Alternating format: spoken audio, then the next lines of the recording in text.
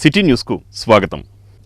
Telugu Desam party కార్యకర్తల యోగక్షేమాలు తెలుసుకునేందుకు ఈ నెల 25వ తేదీన నారా లోకేష్ సమావేశం నిర్వహిస్తున్నట్లు తెలుగుదేశం పార్టీ నాయకులు తెలిపారు.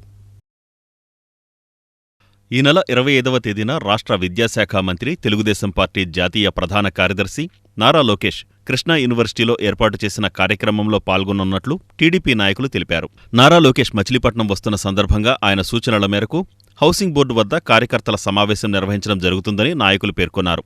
ఉదయం 10 గంటలకు సమావేశం ప్రారంభమవుతుందని, ప్రతి ఒక్క కార్యకర్తను కలిసి వారి యోగక్షేమాలను అడిగి తెలుసుకోవడం జరుగుతుందన్నారు. పార్టీ ప్రతిపక్షంలో ఉన్నప్పుడు గత ప్రభుత్వ వేధింపులను కూడా తట్టుకొని కార్యకర్తలు తెలుగుదేశం పార్టీకి అండగా నిలిచారని, అటువంటి వారికి లోకేష్ అండగా ఉండాలనే ఉద్దేశంతో ఆయన ఈ సమావేశం ఏర్పాటు చేసినట్లు నాయకులు తెలిపారు. సమావేశం ప్రాంతం వద్ద ముమ్మరంగా ఏర్పాట్లు చేస్తున్నట్లు వారు వివరించారు.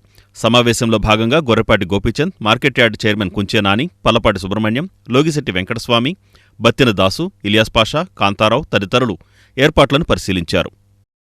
బుధవారం నాడు రాష్ట్ర మంత్రివర్యులు, యువనాయకుడు, తెలుగుదేశం పార్టీ సెంట్రల్ ప్రధాన కార్యదర్శి నారా లోకేష్ గారు అధికారిక కార్యక్రమంలో భాగంగా గవర్నరు అయినా కూడా కృష్ణా యూనివర్సిటీకి వస్తున్నారు. అధికార కార్యక్రమంలో పాల్గొనే ముందు తెలుగుదేశం పార్టీ కేడరు, కార్యకర్తలు వాళ్ళతో ఇంటరాక్ట్ అవ్వాలి, వాళ్ళ యొక్క యోగక్షేమాలు తెలుసుకోవాలనే ఆసక్తిని వ్యక్తపరిచారు ఆయన. అందుచేత ఈ జల్దూవారి దొడ్లో, మరి రింగ్ పక్కన బైపాస్ రోడ్లో ఏర్పాట్లు చేస్తున్నాం.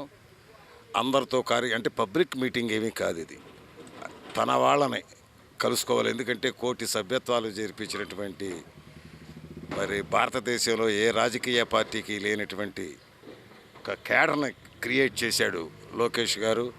మరి అదేవిధంగా కార్యకర్తల సంక్షేమ నిధికి అనేక వందల కోట్లు ఖర్చు పెట్టి, మరి ఎవరికి ఏ కార్యకర్త యాక్సిడెంట్లో ఏదన్నా జరిగినా 5 లక్షల రూపాయల ఇన్సూరెన్స్ పాలసీ కూడా చేశారు. మరి ఈ రకంగా కార్యకర్తల పట్ల ప్రత్యేక శ్రద్ధ వహిస్తున్నటువంటి ఆ నాయకుడు తన వాళ్ళను ఒక్కసారి అందరితోనూ కలిసి, ముఖ్య నాయకులతో అందరితో ఫోటో దిగి వారిని వెన్నుతట్టి ప్రోత్సహిస్తూ, మరి వారి యోగక్షేమాలు తెలుసుకునే నిమిత్తం ఈ కార్యక్రమం ఏర్పాటు చేయటం అయింది. అందరితోనూ మాట్లాడి ఒక చిన్న సైజు ఒక గంట కార్యక్రమం వాళ్ళందరితో కూడా కలిపి ఒక చిన్న మీటింగ్ లాగా ఇచ్చేసి కర్తవ్య బోధన చేయటానికి. మరి ఐటీ విద్యాశాఖ మంత్రులు, యువనాయకుడు నారా లోకేష్ గారు మచిలీపట్నం ఇచ్చేసిన సంబంధంగా మరి తెలుగుదేశం పార్టీ కార్యకర్తలందరూ కూడా విరివిగా పాల్గొని ఆ సభను జయప్రదం చేయాలని, మరి కార్యకర్తే అధినేతగా భావించి వాళ్ళ కార్యకర్తల సంక్షేమం కోసం ఎన్నో కార్యక్రమాలు పెట్టిన నారా లోకేష్ గారు వాళ్ళ మన మచిలీపట్నం వచ్చి ప్రతి ఒక్క నాయకుడు, మొన్న ఎలక్షన్లో పనిచేసిన వాళ్ళు కానీ, అలాగే సభ్యత్వ నామోదులో కష్టపడిన కార్యకర్తలందరినీ కూడా మాట్లాడి వాళ్ళ యొక్క యోగక్షేమాలు కనుక్కుని వార్తలు ఇంటేట కావటానికి కోసం వస్తున్న మన లోకేష్ గారికి అందరూ కూడా స్వాగతం పలికి ఈ కార్యక్రమాన్ని జయప్రదం చేయాలని చెప్పి కొల్లు రవీంద్ర గారికి, మరి మా ముఖ్య నాయకులందరూ కూడా ఇవ్వగల స్ఫూర్తి ప్రదాత, నిత్యం కార్యకర్తల కోసం సభ్యత్వాలలో కోటి సభ్యత్వాలు చేయించి, అదేవిధంగా కార్యకర్తలకి ప్రతి ఏ ఇబ్బంది వచ్చినా తానే ముందుంటూ నడిపిస్తున్న మన యువనాయకుడు లోకేష్ గారు రేపు మచిలీపట్నం కృష్ణా యూనివర్సిటీ పర్యటనలో భాగంగా మచిలీపట్నం రావడం జరిగింది. ఏదైనా తెలుగుదేశం పార్టీకి ఒక సాంప్రదాయం ఉంది. ఏదైతే కార్యకర్తలే మా అధిష్టానం అనే నిదానంతో ముందు కార్యకర్తలతో ఒక సమావేశం ఏర్పాటు చేసుకోవాలనే ఒక మంచి ఉద్దేశంతో ఆయన రేపు మచిలీపట్నం నియోజకవర్గంలో కార్యకర్తల సమావేశం ఏర్పాటు చేసుకోవడం జరిగింది. ఏదైతే తెలుగుదేశం పార్టీలో కష్టపడి బాగా పనిచేసిన వాళ్ళందరితో ఒక ఫోటోలు దిగి వాళ్ళందరి యోగక్షేమాలు కనుక్కోవడానికి మచిలీపట్నం రావజంది. ఈ కార్యక్రమాన్ని విజయవంతం చేయాలని ప్రైవేటు పాఠశాలలలో పుస్తకాలు విక్రయించడంపై తగు చర్యలు తీసుకోవాలని పలువురు విద్యార్థుల తల్లిదండ్రులు డీఈఓకు వినతిపత్రం అందించారు. బచ్చుపేట శ్రీ వెంకటేశ్వరస్వామి దేవాలయ ఈవోగా జి వెంకటకృష్ణారావు పదవీ బాధ్యతలను చేపట్టారు. విజయవాడలో గల ప్రత్యేక శనీశ్వర ఆలయంలో విధులు నిర్వహించి బదిలీలో భాగంగా వెంకటేశ్వర స్వామి ఆలయానికి వచ్చినట్లు ఆయన వివరించారు. అంతేకాకుండా గతంలో మచిలీపట్నం పరిసరాలలోని పలు ఆలయాలలో విధులు నిర్వహించడం జరిగిందని ఆయన వివరించారు. వెంకటేశ్వర స్వామి ఆలయంలో ఎప్పటిలానే జరిగే కార్యక్రమాలతో పాటు భక్తుల సహాయ సహకారాలతో పలు ప్రత్యేక పూజలు, సేవా కార్యక్రమాలు చేపట్టడం జరుగుతుందని ఆయన వివరించారు. మచిలీపట్నం టౌన్లో వేంచేసి ఉన్న శ్రీ వెంకటేశ్వర స్వామివారి దేవస్థానంకు నేను ఈరోజు కార్యనిర్వహణాధికారిగా బాధ్యతలను స్వీకరించి ఉన్నాను. గతంలో కూడా మచిలీపట్నంలోని వివిధ దేవస్థానములకు ఈవోగా పనిచేయుచున్నాను. ప్రజెంట్ రెగ్యులర్ ఛార్జిగా ట్రాన్స్ఫర్స్లో భాగంగా విజయవాడ సీతమ్మవారి పాదాలు ఎదుట వేంచేసి ఉన్న శ్రీ ప్రత్యేక శనేశ్వర స్వామివారి దేవస్థానం నుండి మన బొచ్చుపేట వెంకటేశ్వర స్వామివారి దేవస్థానంకు బదిలీలో భాగంగా ఇక్కడికి ట్రాన్స్ఫర్ అయ్యి వచ్చి ఉన్నాను.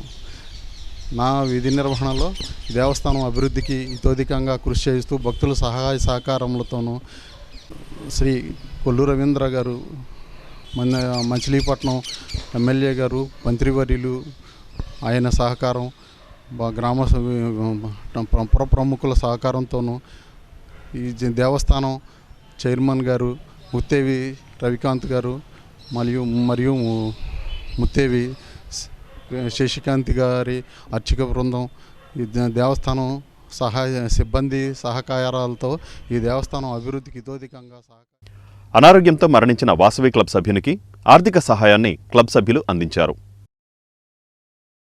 గూడూరు రాయవరం గ్రామంలోని గార్లపాటి అర్జునరావు అనే వ్యక్తి వాసవి క్లబ్ సభ్యునిగా ఉంటూ అనారోగ్య కారణంతో మృతి చెందడంతో అతని కుటుంబానికి క్లబ్ ద్వారా 25,000 రూపాయలు ఆర్థిక సహాయాన్ని సభ్యులు అందజేశారు. వాసవి క్లబ్లో సభ్యత్వం కలిగిన వారికి ఇబ్బందులు ఎదురైనప్పుడు ఆర్థిక సహాయాన్ని అందించడం జరుగుతుందని, అంతేకాకుండా క్లబ్ ద్వారా అనేక సేవా కార్యక్రమాలు కూడా నిర్వహించడం జరుగుతుందని ప్రతి ఒక్కరూ సహకరించాలన్నారు. ఈ కార్యక్రమంలో అన్నం సాయి సునీత, చిత్తూరు శ్రీనివాసరావు, అన్నం అశోక్, జల్లూరి రాంబాబు తదితరులు పాల్గొన్నారు. బొచ్చుపేట వెంకటేశ్వర స్వామి ఆలయ ఈవోగా వెంకటకృష్ణారావు బాధ్యతలు స్వీకరించారు. ప్రైవేటు పాఠశాలలలో విద్యార్థులు పుస్తకాలు, నోట్బుక్స్లను యాజమాన్యం అధిక ధరలకు అమ్మడాన్ని వ్యతిరేకిస్తూ పలువురు విద్యార్థుల తల్లిదండ్రులు డీఈఓను కలిసి వినతిపత్రాన్ని అందజేశారు. పాఠశాలలలో పుస్తకాలు విక్రయించకూడదు అనే ప్రభుత్వ నిబంధనలు ఉన్నప్పటికీ వాటిని లెక్క చేయకుండా పాఠశాలల నిర్వాహకులు అధిక ధరలకు విక్రయించడంపై వారిపై చట్టపరమైన చర్యలు తీసుకోవాలని వారు డీఈఓను కోరారు. ఎంతోమంది పేదవర్గానికి చెందినవారు తమ పిల్లలు జీవితంలో విద్యావంతులు కావాలనే ఆకాంక్షతో ఎంతో శ్రమించి వేలకు వేలు ఫీజులు కట్టి చదివిస్తుంటే మరలా వారిపై పుస్తకాల పేరుతో దోచుకుంటున్నారని వారు ఆవేదన వ్యక్తం చేశారు. వెంటనే డీఈఓ తగు చర్యలు తీసుకుని తల్లిదండ్రులకు న్యాయం చేయాలని వారు విజ్ఞప్తి చేశారు. నా పేరు అరవింద్ అండి. నేను మచిలీపట్నం కోర్టు కాంప్లెక్స్లో అడ్వకేట్గా పనిచేస్తున్నాను. పేట్రియాటిక్ డెమోక్రటిక్ మూవ్మెంట్ అనే సంస్థకి కృష్ణా జిల్లా కన్వీనర్గా ఉన్నాను.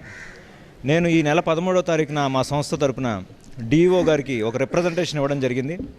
ఆ రిప్రజెంటేషన్ ప్రకారం ప్రైవేట్ మరియు కార్పొరేట్ స్కూల్స్ ఏవైతే ఉన్నాయో అవి నిబంధనలకు విరుద్ధంగా, జీవోలకు వ్యతిరేకంగా స్కూళ్ళలో స్టేషనరీల దగ్గర నుంచి పెన్సిలు, షార్ప్నరు, యూనిఫాము అధిక రేట్లకు అమ్ముతూ పేరెంట్స్ను నిలువు దోపిడీ చేస్తున్నారని చెప్పి మేము గత 13వ తారీఖున రిప్రజెంటేషన్ ఇవ్వడం జరిగింది.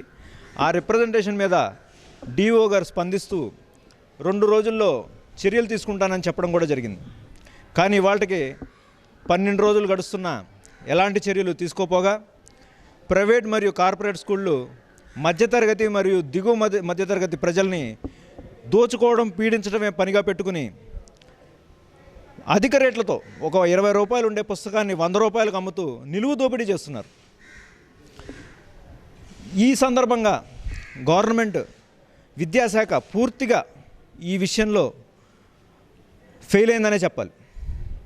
కాబట్టి ఈరోజు మేము పేట్రియాటిక్ డెమోక్రటిక్ మూవ్మెంట్ తరపున డీఈఓ గారి ఆఫీస్ ఎదురుగుండా ఒక హర్తాల్ ప్రొటెస్ట్ చేయడం జరిగింది.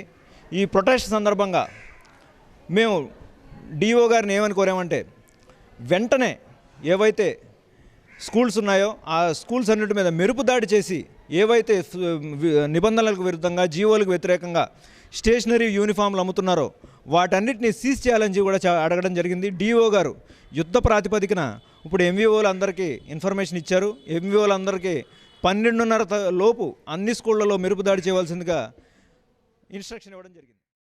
ఈ వార్తలు ఇంతటితో సమాప్తం. నమస్కారం.